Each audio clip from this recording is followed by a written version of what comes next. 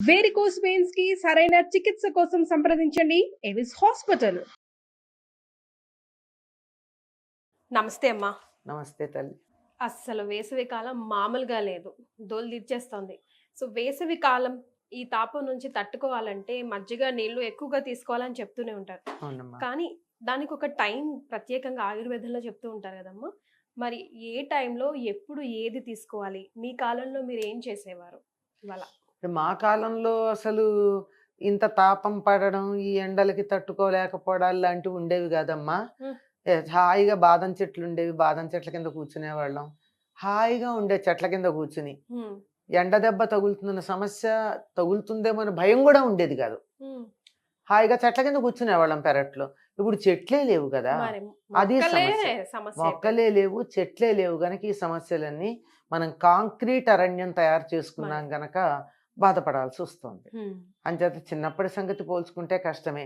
మాకు హాయిగా వెళ్ళి 4 గంటలు అయ్యేటప్పటికల్లా వాతావరణంలో చల్లబడితే బావిలో నీళ్లు చల్లగా ఫ్రిడ్జ్లోంచి తీసి నీళ్ళల్లా ఉంటాయి. మధ్యాహ్నం 4 గంటలకి ఆ బావి నీళ్లతో మొహం కడుక్కొని ఆ నీళ్లే చక్కగా కావలసినవి తాగి హాయిగా కూర్చునేవాళ్ళం. అది అక్కడి నుంచి అయిపోయేది. అంటే అప్పటి వాతావరణం వేరు, అప్పటి పరిస్థితులు వేరు, అప్పటి బావులు చెట్లు అవి ఉండేవి గనక. ఇప్పుడు అట్లా లేవుగా. కాకపోతే అప్పటికి ఇప్పటికి కూడా ఎండ దెబ్బని తట్టుకోవడానికి కొన్ని రకాలైన పద్ధతులు పెద్దవాళ్ళు చెప్పిన ఉన్నాయమ్మా. అటువంటి వాటిల్లో ఒకటి ఏమిటంటే, ఇప్పుడు ఉసిరి పిందెలు వస్తాయి. పెద్ద పెద్దగా రావు, వస్తూ ఉన్నాయి అంటారు కానీ ఉసిరికాయలు ఇప్పుడు ఎంతైనా కార్తీకంలోనే ఎక్కువ కనిపిస్తాయి, వస్తాయి. అప్పటి నుంచి ఇంకా కొన్ని ఉంటాయి. తర్వాత రాచ ఉసిరి కూడా ఉంటుంది, గుమ్మడికాయలాగా ఉండేది. వీటిని తర్వాత మామిడి పిందెలు ఉంటాయి, ఇంతింతే ఉంటాయి, లోపల జీడి ఇట్లా తీస్తే జీడి కూడా వస్తుంది. వీటిని ఏం చేస్తామంటే శుభ్రంగా కడిగేసి ఆ జీడి దగ్గర ఉన్న ఆ కాస్త సొన తీసేసి వీటిని బాగా నీళ్లు మరగబెట్టి ఉప్పు పసుపు వేసి మరగబెట్టి చల్లారిన తర్వాత, నీళ్లు బాగా చల్లారిపోవాలి, చల్లారిన తర్వాత వీటిని అందులో వేస్తాం. అంటే ముందర ఉసిరికాయలు వచ్చే రోజులు ఉసిరికాయలు, మామిడి పిందెలు వచ్చే రోజుల్లో మామిడి పిందెలు అందులో వేసి ఒక రోజు అయిన తర్వాత రెండో రోజు మూడో రోజుకు చక్కగా ఊరతాయి అవి. వాటిని బొగ్గన పెట్టుకున్నట్టయితే ఏ పని చేస్తున్నా, ఎంత ఎండలో తిరిగినా ఎండ దెబ్బ తగలదు. అసలు మామిడి కాయ పండ్లు వేడంటాం కదమ్మా. మామిడి పింద లోపల ఇంతే ఉంటుంది, ఇట్లా చేత్తో కోస్తే లోపల జీడి కూడా వస్తుంది. దాన్ని మనం అసలు తినను కూడా తినం మామూలుగా. ఈ ఉప్పులో వేసినప్పుడు అలా గనక ఉన్నట్టయితే అది. అయితే ఉసిరికాయలు ఇవి కానీ ఉసిరికాయ ఇవి, వీటిని వడపిందెలు అంటారు. మామిడి పిందెలనైతే వడపిందెలు అంటే ఎండ దెబ్బ తగలకుండా కాపాడతాయి. మధ్యాహ్నం పూట అల్లరి చేయాలంటే బొగ్గనోడు పెట్టుకుని అల్లరి చేసేయడం అంతే. ఎన్ని పనులు చేసినా చిన్నతనంలో తెలియదమ్మా. ఈ రోజుల్లో పిల్లల్లాగా ఫ్యాన్ లేకపోతే ఉండలేని లాంటివి లేవు. ఎండల్లో పడి చేయడమే అల్లరి.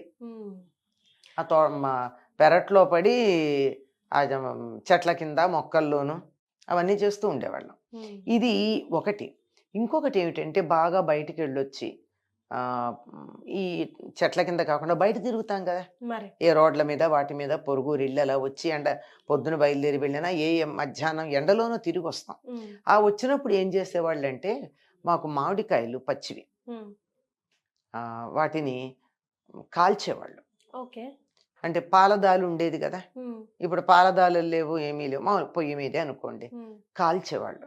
కాల్చి దాని నీళ్లల్లో వేసి మొత్తం అంతా పైన తొక్క తీసేసి రసాన్నంతా పిండేసేవాళ్ళు.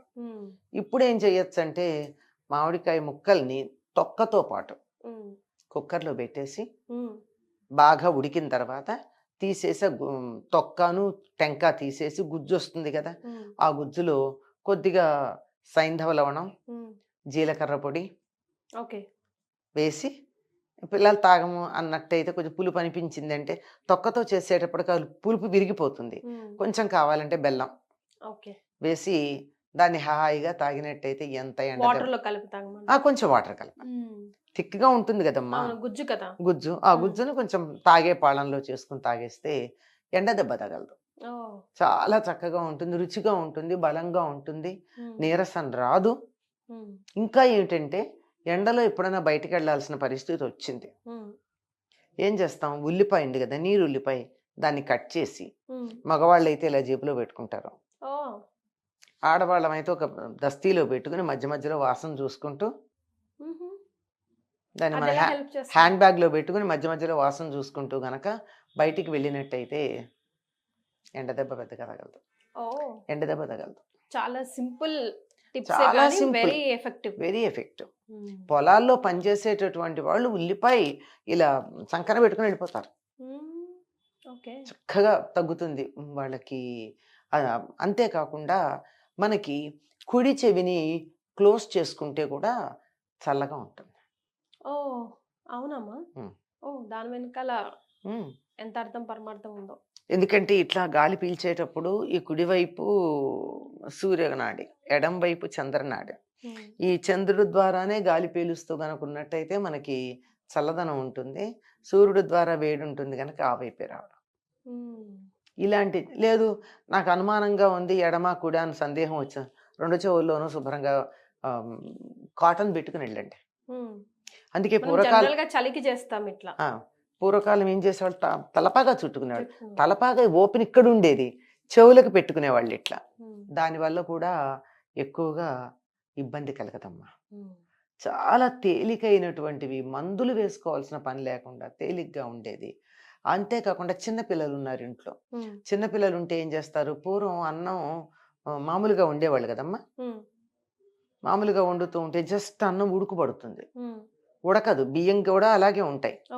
అలా ఉడుకు పడుతూ పడుతూ ఉండగా దాంట్లోంచి పైనుంచి నీళ్లు తీసి పక్కన పెడతారు. చిట్టుడుకు నీళ్లు అంటారు. చిట్ట అందులో ఉంటుందా అనుకునేదాన్ని నేను. చిరు ఉడుకు చిట్టుడుకు దురుక్తటకార సంధి అదనమాట. అలా కొద్దిగా ఉడుకు పట్టగానే ఆ నీళ్లు తీసి పక్కన పెట్టి ఎన్నో బియ్యం ఉడికిన నీళ్లు, బియ్యం ఉడుకు పట్టాలంతే, ఉడకూడదు. వాళ్ళ గింజ బియ్యం గింజ లాగానే ఉండాలి. ఒక్కసారి పొంగు రావాలమ్మా. ఆ నీళ్లు తీసి పక్కన పెడతారు. ఆ నీళ్లలో కొంచెం ఉప్పు వేసి పిల్లలకి ఇచ్చినట్టయితే ఎండ దెబ్బ ఉండదమ్మా. ఓ అబ్బా, 4 తెలుసుకున్నామమ్మా ఒకే ఫ్లోలో. చాలా చిన్న సింపుల్ టిప్స్. ఓకే, ముఖ్యంగా పిల్లలకి బాగా వర్కౌట్ అవుతుంది. చిన్న పిల్లలకి కొంతమందికి బ్లడ్ కూడా వచ్చేస్తుంటది వేడికి ఎండాకాలంలో. చాలా మంది ఇది అలా బ్లడ్ వచ్చే వాళ్ళకి ఏం చేస్తారు తెలుసా? నీరుల్లిపాయ ఉంది కదా, ఆ నీరుల్లిపాయ దంచి గుడ్డలో పెట్టి అని వాసన చూపించేస్తారు. తగ్గిపోతుంది, వెంటనే తగ్గుతుంది. నీరుల్లిపాయ వాసనకి ముక్కులోంచి నెత్తురు కారుతూ ఉంటే తగ్గుతుంది. అది వేడికి తట్టుకోలేకొచ్చింది. ఇంకెక్కువ అనుకోండి, వైద్యుడి దగ్గరికి తీసుకెడతాం. మామూలుగా అప్పటికప్పుడు తగ్గాలంటే చేసేటటువంటి పని అప్పుడు ఫస్ట్ ఎయిడ్ లాగా. అలా మామూలుగా చెప్పాను కదా, ఉల్లిపాయ వాసన చూస్తూ ఉంటేనే ఎండ దెబ్బ తగలదు. బయటికి వెళ్ళాలి. మేము డిగ్రీ చదివేటప్పుడు మా ఊరు నుంచి హాల్ టికెట్స్కి వాటికి ప్రిపరేటరీ హాలిడేస్ వస్తే ఇంటికి వచ్చేసేవాళ్ళం. హాల్ టికెట్కి మళ్ళీ కాలేజీకి వెళ్ళాలి. ఎర్రని ఎండలో వెళ్లాల్సి ఉంటుంది. 10ంటికి కాలేజీ తెరుస్తారు. హాల్ టికెట్ తీసుకుని ఇంటికి వచ్చేప్పటికి 2 అట్లా అవుతుంది. ఎండ దెబ్బ తగులుతుంది. అందుకని ఉల్లిపాయ కట్ చేసి చేతి రుమాల్లో పెట్టుకుని మధ్య మధ్యలో వాసన చూసేవాళ్ళం. ఎండ దెబ్బ తగలదు.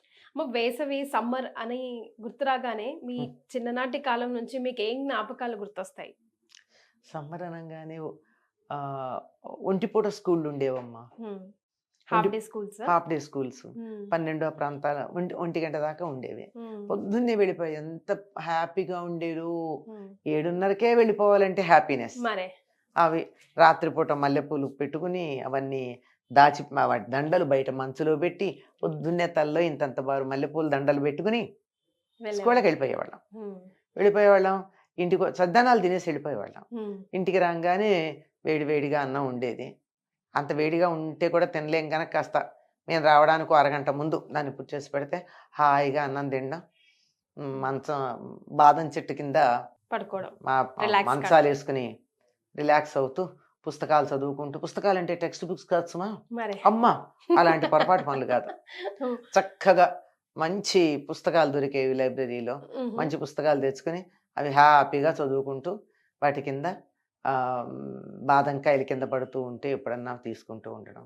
మీరు ఓన్లీ స్కూల్ పుస్తకాలు చదువుంటే మీ నాలెడ్జ్ అక్కడి వరకే ఉండిపోయేదమ్మా. ఉమ్. ఈ రోజు ఇంత డివైనిటీ మా అందరికీ షేర్ చేస్తున్నారంటే మీరు గెయిన్ చేసుకున్న ఆ అమ్మా, పుస్తకాలే. అప్పట్లో ఇవి కాదు ఎక్కువ మాకు నచ్చేది. హ్మ్. కాసేపు రామాయణం చదివితే చదివేవాళ్ళం, బాగా చిన్నప్పుడు చదివాను. హ్మ్. తర్వాత ఎప్పుడు బాగా నవలలు చదివేదాన్ని, నావెల్స్. హ్మ్. మంచి నవలలు. విశ్వనాథ సత్యనారాయణ గారు, తర్వాత అడవి బాపిరాజు, నోరి నరసింహ శాస్త్రి, వీళ్ళ చాలా అభిమానం నాకు. వాళ్ళ నవలలు దరిదాపుల్లో చదివేసినట్టే లెక్క, దరిదాపుల్లో. మరి.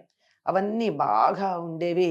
ఆ ఊహ చేసుకుంటూ మరీ నోరు నరసింహ శాస్త్రి గారివైతే చారిత్రకం గదా! ఆ చరిత్రలో ఆ రోజులకెళ్ళిపోయి ఊహ చేసుకుంటూ ఉండిపోయేవాళ్ళం అనమాట. హ్మ్. ఈ లోపల 4, 5 అయ్యేది. మా అమ్మగారు టీ పెట్టేవారు. హాయిగా వెళ్ళి బావిలో నీళ్ళుతో మొహం కడిగేసుకొని, టీ తాగేసి కూర్చున్నాక కాస్త 6, 5:30 ప్రాంతాలకి మాకు పాలేళ్ళొచ్చి ముంజకాయలు కోసి పెట్టేవారు, తాటికాయలు. ఓహ్! అవి కూడా నూతిలో ఉండేవి. గెల ఓహ్! తెచ్చి నూతిలో వేసేవాళ్ళు చల్లగా ఉంటాయని. ఓహ్! దాన్ని నూతిలోంచి తీసి దాన్ని కొట్టడం. తర్వాత మేము గూడా ప్రాక్టీస్ చేసాం. వాడు రాకపోతే కొడవలితో మేము కూడా ఎలా కొయ్యాలని వావ్! కోసి అవి తింటూ ఉండడం. ఇవి సరదా. జ్ఞాపకాలే వేరు. బానే ఉంటాయి రైట్. సో, ఇప్పటికి. విన్నారు కదా! చాలా సింపుల్ టిప్స్. వేసవి కాలం వచ్చింది, అదయింది, ఇదయిందని హడావిడి పడకుండా ముందే ఇవి మైండ్‌లో పెట్టుకున్నామనుకోండి చాలా యూజ్‌ఫుల్ అవుతాయి. థాంక్ యూ సో మచ్ అమ్మా. నమస్తే అమ్మ.